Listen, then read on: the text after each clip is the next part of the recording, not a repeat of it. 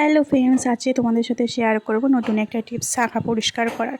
তো এই পুরনো শাখাটিকে আমি নতুনের মতো ঝকঝকে করে তুলব, এরকম পুরো সাদা।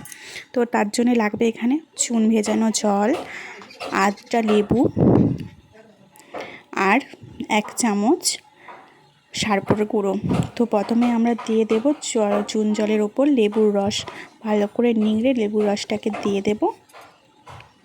তারপরে দেব সার্ফের গুঁড়ো, তোমরা এখানে 2 চামচও ইউজ করতে পারো।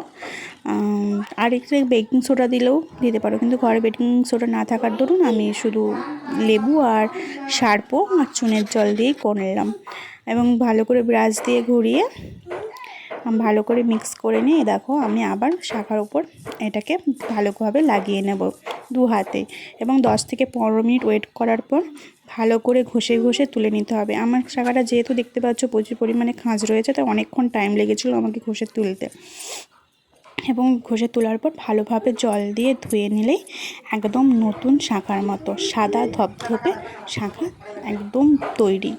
মানে নতুন যেরকম কিনে নিয়ে এসো দোকান থেকে, সেরকমই একদম শাখা পেয়ে যাবে। তো তোমরাই বলো তোমাদের কেমন লাগলো টিপসটা। ভালো লাগলে অবশ্যই লাইক কমেন্ট শেয়ার করে দিও তোমার বন্ধুদের সাথে, আর কমেন্ট করে জানাও।